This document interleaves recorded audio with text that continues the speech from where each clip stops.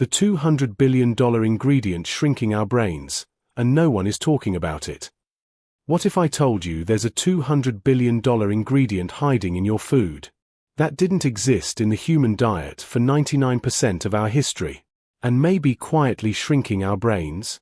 Not tomorrow. Not in the future. Right now.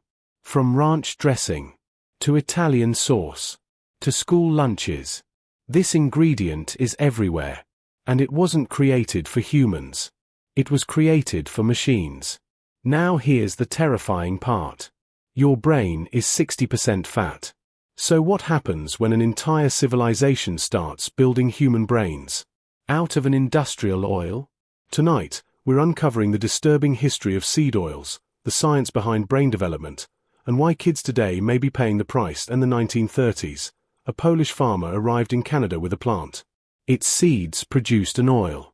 But this oil wasn't food. It was perfect for lubricating machinery.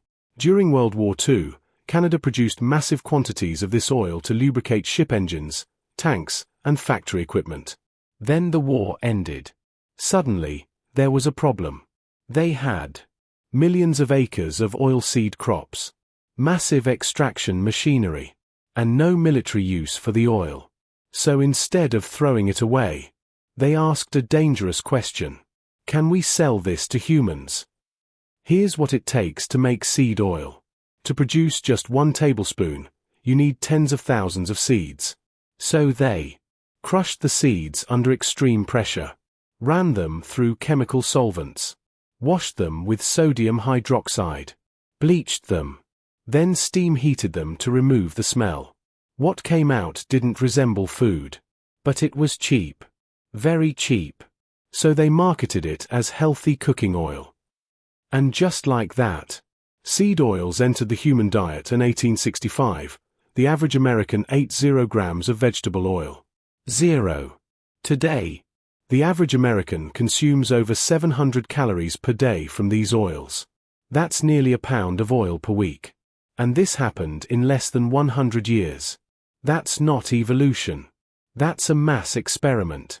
Seed oils are now found in almost all restaurant food, fried foods, salad dressings, mayonnaise, chips, crackers, school lunches. You don't choose them. They choose you. Your brain is the most energy-hungry organ in your body. It consumes 20 to 25% of your daily calories. And most people don't realize this. The brain isn't built from carbs. It isn't built from protein. It's built from fat. About 60% fat.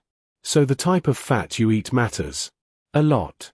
And for most of human history, that fat came from animal foods, organs, seafood, natural fats. Then suddenly, we replaced those fats with something new. Linoleic acid, found in seed oils in the early 1900s, something strange happened. IQ scores started to fall. Why? Leaded gasoline pumped a neurotoxin into the air. Children's brains were damaged. Once leaded gasoline was phased out in the 1970s, IQ scores recovered. But then, after the 1980s, the rise stopped, then reversed. Studies from Norway, Denmark, Britain, France, Finland, the Netherlands, all show the same trend. IQ scores declining again. But this time, the toxin isn't in the air. It's in the food. Dr. Michael Crawford studied brain chemistry across species. He discovered something shocking. There are 2 fats critical for brain growth. DHA, arachidonic acid, AA, and 1 fat that interferes with brain growth. Linoleic acid. Animals with high DHA larger brains, high linoleic acid smaller brains. Rhinos eat plants rich in linoleic acid. Result? A 1-ton animal with a tiny brain. Dolphins eat DHA-rich seafood. Result? Extreme intelligence. Humans evolved near coastlines, rivers, and lakes. Seafood supplied DHA. And our brains exploded in size. Today, we've flipped the equation. High linoleic acid. Low DHA. Studies show linoleic acid competes with DHA in brain cells. Too much linoleic acid blocks DHA absorption. Pregnant women with high linoleic acid have lower DHA. Produce breast milk with altered fat profiles. Children show reduced cognitive development, more attention problems, higher autism spectrum symptoms. And here's the most disturbing part. Every infant formula contains vegetable oils. There is no alternative. Japan consistently ranks among the highest IQ nations.